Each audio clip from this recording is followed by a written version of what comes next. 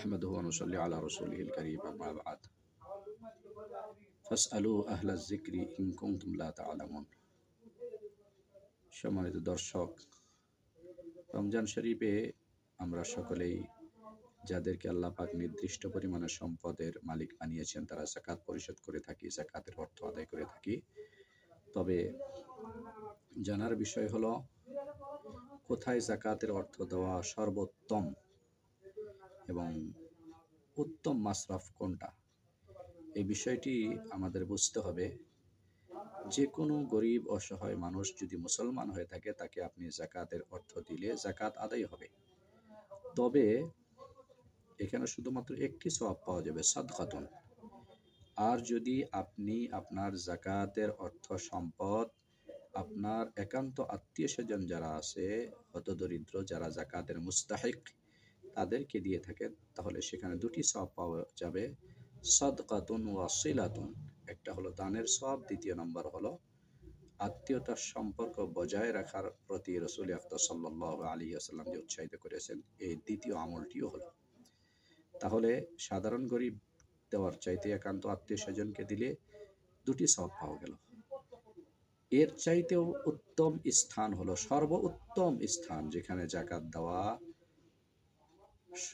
সর্বোত্তম স্থান, সেটা হলো মাদ্রাসার এতিম গরিব ছাত্রদের খানা বা তাদের প্রয়োজনের স্বার্থে দ্বীনি মাদারেসে, যেখানে যাকাতের মাসরাফ অর্থাৎ এতিম ছাত্ররা, গরিব ছাত্ররা আছে, সেখানে যদি আপনি পরিশোধ করেন সেটা হলো সর্বোত্তম স্থান।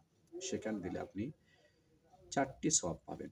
এক নম্বর হলো সাদকাতুন, দ্বিতীয় নম্বর হলো ইআনাতুন আলা নাশরিল উলুমিদ দ্বীনিয়া, দ্বীনি ইলম প্রচার প্রসারের সহযোগিতা হলো।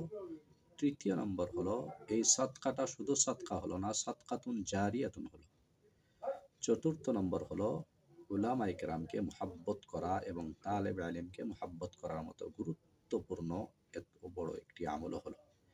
তাহলে আপনি যদি মাদ্রাসার গরিব অসহায় মাসুম তালেবে ইলম, যেখানে যাকাতের মাসরাফ এতিমখানা আছে, সেখানে যদি আপনি দিয়ে থাকেন, তাহলে আপনি চারটি সওয়াব পাবেন। প্রথম হলো সদকা, দ্বিতীয় নম্বর হলো ইআনাতুন আলা নাশরিদ দ্বীন, তৃতীয় নম্বর হলো সাদকাতুন জারিয়া, চতুর্থ নম্বর হলো তলাবাদেরকে মুহাব্বত করার মতো এত গুরুত্বপূর্ণ আমল হলো।